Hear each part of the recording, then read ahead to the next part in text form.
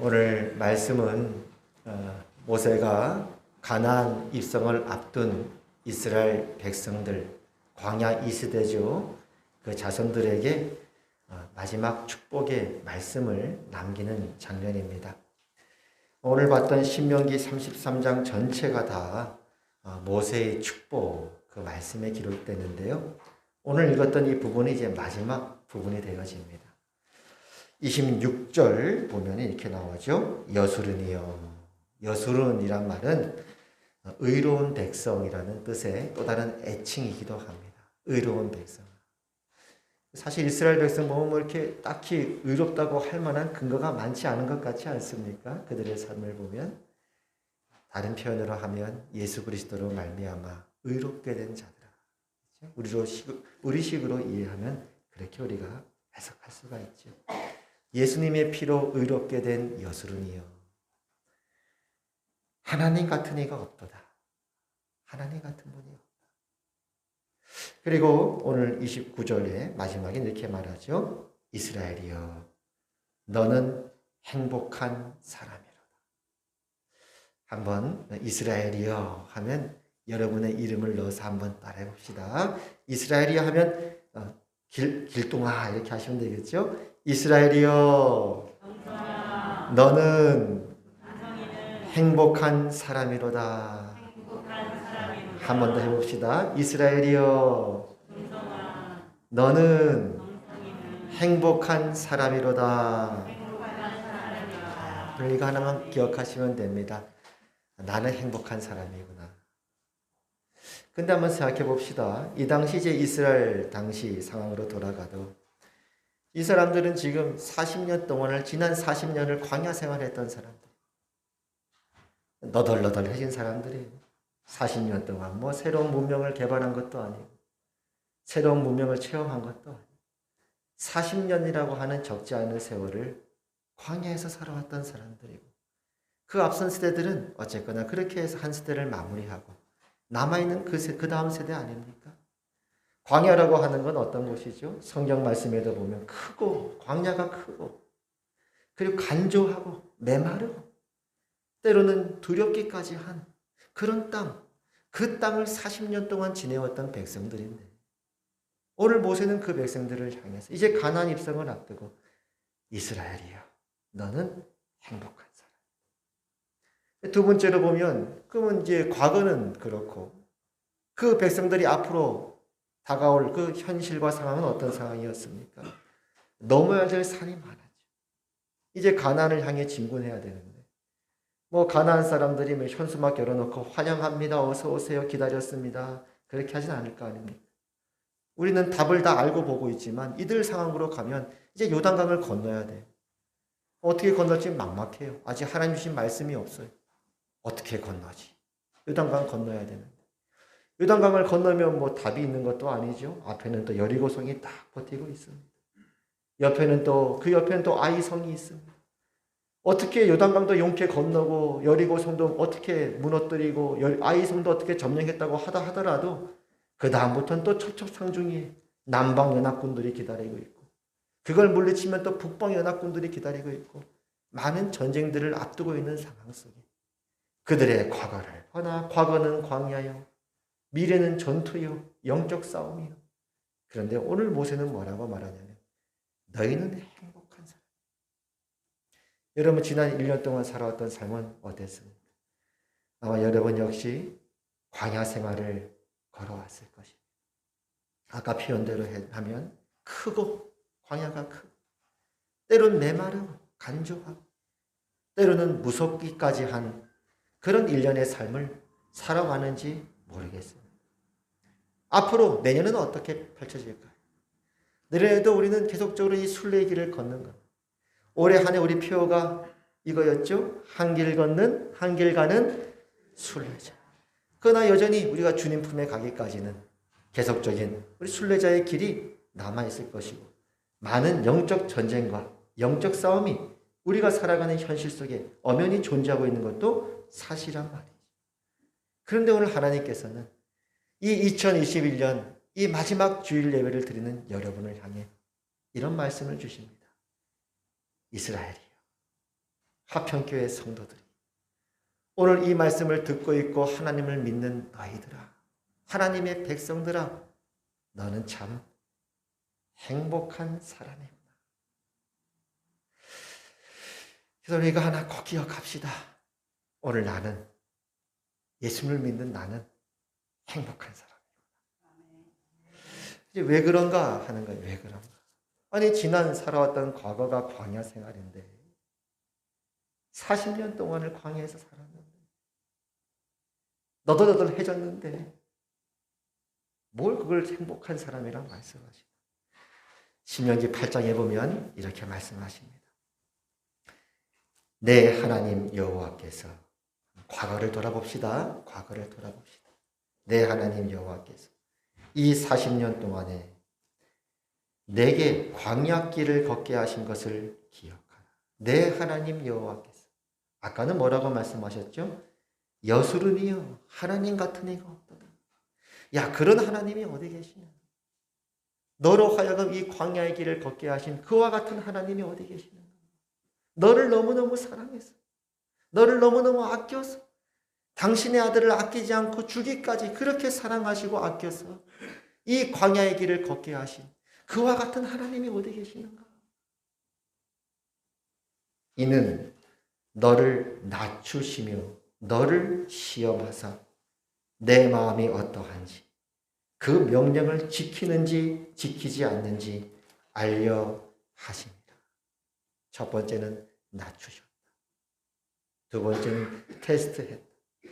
여러분, 테스트를 한다는 건 뭐죠? 부모가 자식들한테 야, 학교 가라. 고생은 많지만 시험 봐라. 시험을 본다는 건 무슨 의미예요? 목적이 있다는 거예요. 계획이 있다는 거예요. 지금이 완성이 아니라는 거예요. 100점 맞으라고 시험 보는 게 아니라 계획이 있다고 시험을 보는 겁니다. 사랑하기 때문에 시험을 보는 거예요. 포기하지 않았기 때문에 시험을 보는 거예요. 하나님이 우리를 낮추시고 끊임없이 우리를 테스트하시는 거예요. 왜? 여러분을 향한 하나님의 목적이 있고 하나님의 계획이 있으니까. 이게 전부가 아니니까요. 지금 현실이 끝이 아니니까요. 완성이 있으니까. 그렇지 않습니까? 이와 같이 하나님은 지난 우리 세월 동안 우리를 낮추시고 테스트하셨다. 저도 가만히 제가 살아왔던 과거의 삶이라고 하면 화평교회에 와서도 포함되는 거죠. 보면 이런 생각이 들어요. 하나님께서 참 낮추시고 낮추셨구나. 한편으로 생각하면 좀 마음이 아프고 속상한 것도 있었지만 오늘 하나님 말씀은 뭐냐면 야, 너 행복한 사람.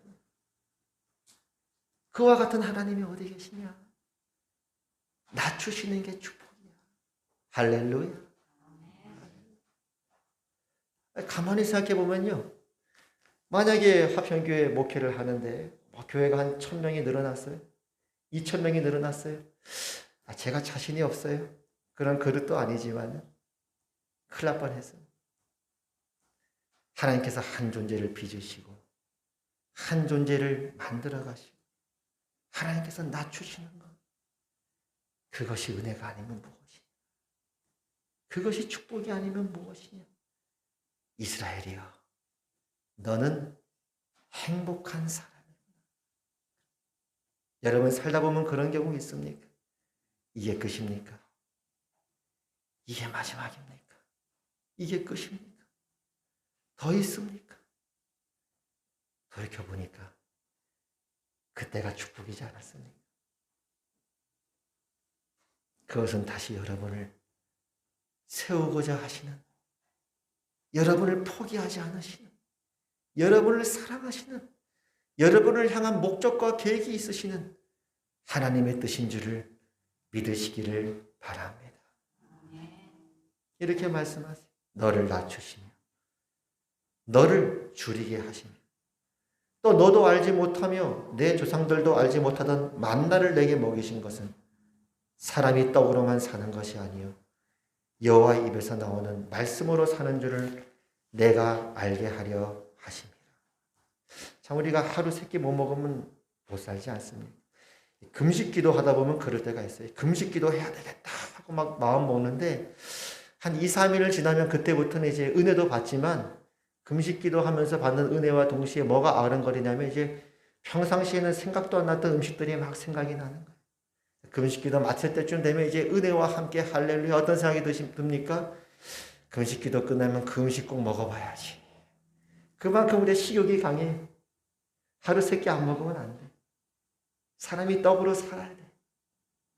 그러나 동시에 그것만큼 그 이상 하나님의 말씀으로 사는 줄을 알게 하기 위함. 돌이켜보시면 지난 1년 동안 살아오셨지만 여러분의 인생에 하나님의 말씀이 없었다고 생각해보세요.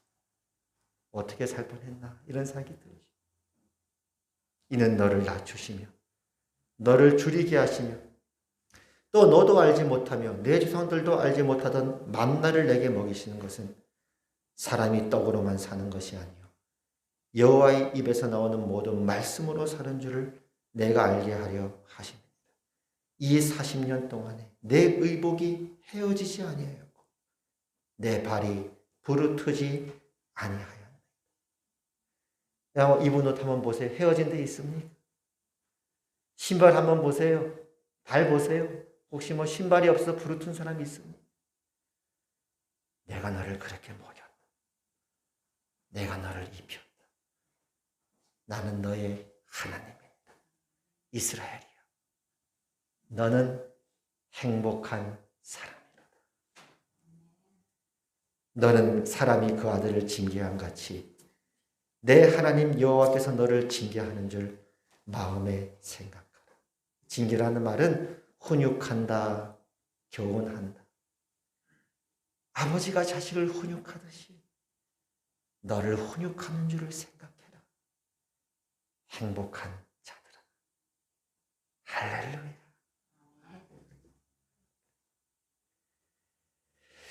그럼 과거는 그렇다 하더라도 이제 마지막 하나 더 보면 미래죠. 앞으로 살아갈 길도 막막해요. 산 넘어 산이에요. 요단강 어떻게 건넙니까? 먼수로. 하필이면 또 요단강도요. 계절에 따라서 막 불어날 때가 있고 불어나지 않을 때가 있는데 하필이면 그때가 또 불어날 때예요. 하나님께서 뭐 시간 계산을 잘못하셨나? 하필이면 이때 건너라 그러시나? 6개월만 좀 기다리시지. 뭐 잘못 계산하신 거 아닌가? 요단강을 건너면 어떡합니까? 그 다음 가나안 입구에는 여리고성이 딱 버티고 있고 연합군들이 버티고 있고 칼 들고 창 들고 서 있는데 앞으로 살아갈 길도 어찌해야 되나? 어떻게 살아야 되나? 근데 어떻게 행복한 사람이라 그러는가? 이렇게 말씀하십니다. 걱정하지 마라. 너희 앞에 요단강이 있는 것은 갈라지라고 있는 것이다. 너희 앞에 여리고성이 있는 것은 무너지라고 있는 것이다. 너희 앞에 대적들이 있는 것은 하나님께서 쫓아내기 위한 것들이다. 요단강 물이 지금 불어있느냐? 하나님의 영광 때문에 그렇다. 나 여호와 너의 하나님이 너의 도움이요 너의 힘이 되느니라. 오늘 26절 말씀입니다. 여수론이여 하나님 같은 이가 없도다. 그가 너를 도우시려고 하늘을 타고 궁창에서 위엄을 나타내시는도다. 영원하신 하나님이 내 처소가 되시니 그의 영원하신 팔이 내 아래에 있도다. 그가 내 앞에서 대적을 쫓으시며 멸하라 하시도다. 이스라엘이 안전히 거하며 야곱의 샘은 곡식과 새 포도주의 땅에 홀로 있나니 곧 그의 이슬이 하늘을 내리는 곳이로다. 여러분은 안전히 거할 것입니다. 하나님의 날개 아래 여러분을 품어 주실 것입니다. 곡식과 새 포도주라 하면 먹을 것과 마실 것이죠. 그것이 하나님부터 끊이지 않을 줄로 믿으시기를 바랍니다. 그렇게 말씀하시죠. 이스라엘이여 너는 행복한 사람이로다. 여호와의 구원을 너같이 얻은 백성이 누구냐?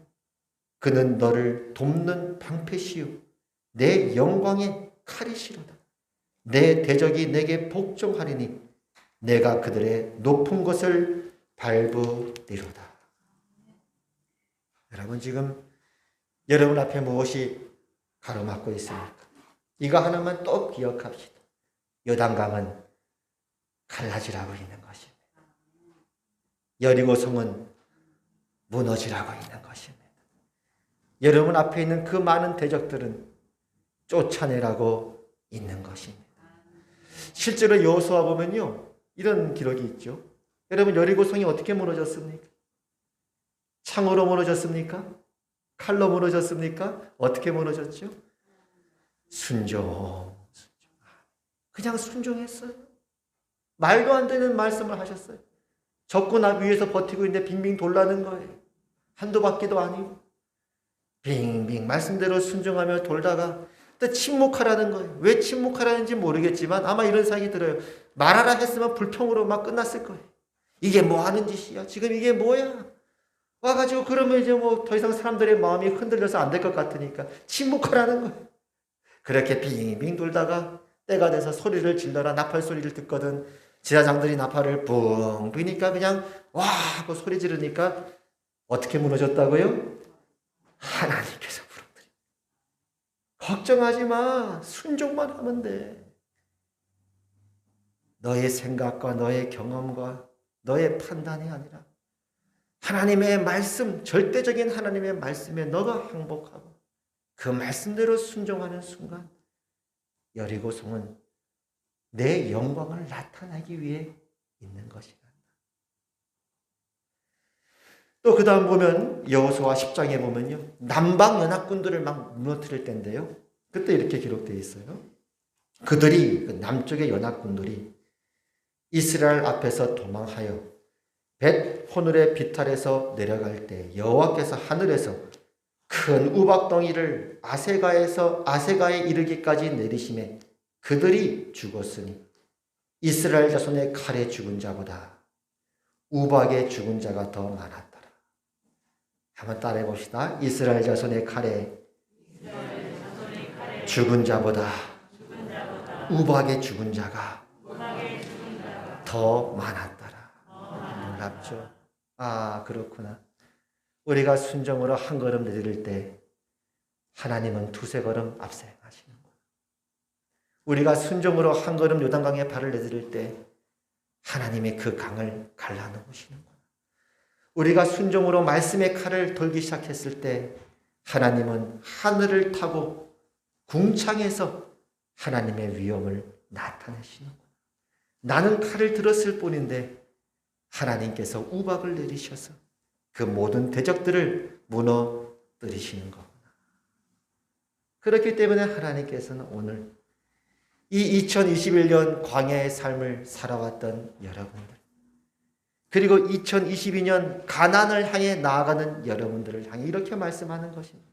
이스라엘이여, 화평교회 성도들아, 너희는 행복한 사람들이구나. 오늘 이 2021년 마지막 예배를 맞이하여 성령께서 주시는 이 하나님의 음성을 들으시기를 축복합니다. 얘들아, 행복한 자들아, 감사하고 기뻐하라. 나는 너의 하나님이며 너희는 내 자녀이니라. 그래서 우리가 하나님께 붙어만 있으십시오. 순종만 하십시오. 여호수아한테 줬던 군사 전략이 뭐예요? 이 율법책을 내 입에서 떠나지 말게 하라. 그걸 주야로 묵상하라는 것. 그 가운데 기록된 대로 다 지켜 행하라는 것. 그러면 내 길이 형통하고 평탄할 것이다. 그래, 내가 내년에 순종하겠다. 말씀 앞에 나아가고 말씀대로 순종하겠다. 그리고 기도에 깨어 있겠다. 항상 기도함으로 깨어 있겠다. 힘쓰겠다. 그렇게 결단하시고 2022년 여러분을 향해 큰 일을 행하시는 하나님의 손길을 경험하시는 여러분의 생애 되시기를 축복합니다. 그렇기 때문에 다시 한번 말씀합니다. 그리스도 안에 있는 여러분들은, 우리 모두는 행복한 사람들입니다. 이 시간 우리 찬송 올려드리겠습니다.